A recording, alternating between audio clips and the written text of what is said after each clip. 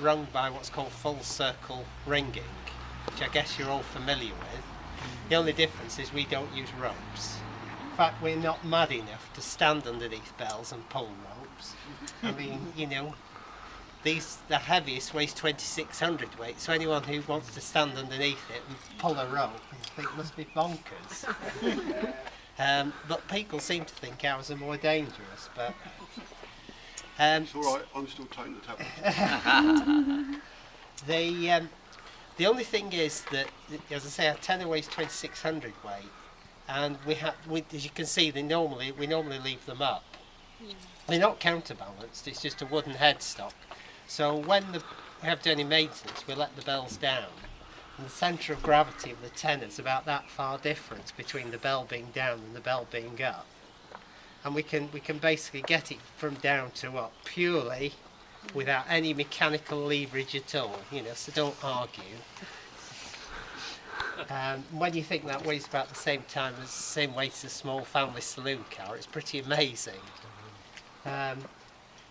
So why was the bell cage built? Well, this area was very, very wealthy in sort of the 14th, 15th centuries because of the wool.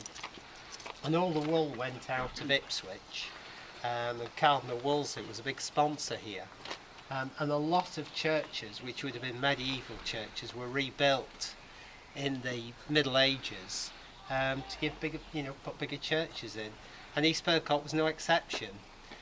We think that the West End here is probably the remains of the old Norman church, you can see.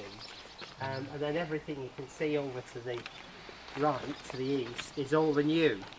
And I think they planned originally to have a tower on it to rival Dedham's, which is just down over the other side of the river.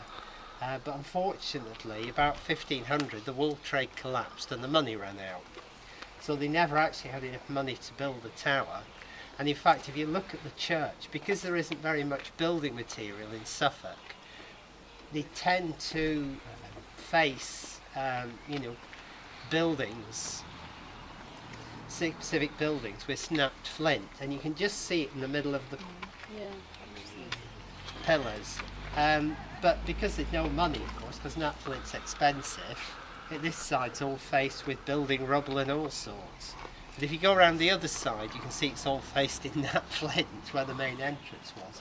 And of course what they did is they erected this bell cage in about 1531 as a temporary measure to house the bells,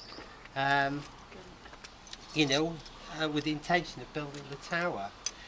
It was originally thought the bell cage was built over the other side of the church with 4 bells in, and was moved here when the Lord of the Manor, which is just over the road, complained about the noise on Sundays.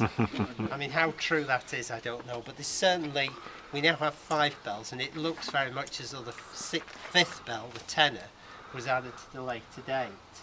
And it certainly appears to have the date 1695 carved on the 2 sides of the wood. And they've been here really ever since. 1972 some work was done on the cage to refurbish it, and the bells were put in bearings rather than bearing races rather than plain sleeve bearings. But as I say, what you see today is very much as it would have been 1,500 years, 500 years ago, which is pretty amazing, because if you go to Plymouth and look at the Mary Rose, that sank about 13 years after this was built. And we're still using it, so it's quite a privilege. The oldest bell is the second, which is the one here, which was cast in about 1450. So if you'd like to go round before we start ringing, you can do. Are we allowed to go in to have a little call? Yeah, you can go round. Mind my bell cage when you go in, please. This is 500-year-old oak, and I won't want you to damage it with your heads. And also don't trip up. Okay,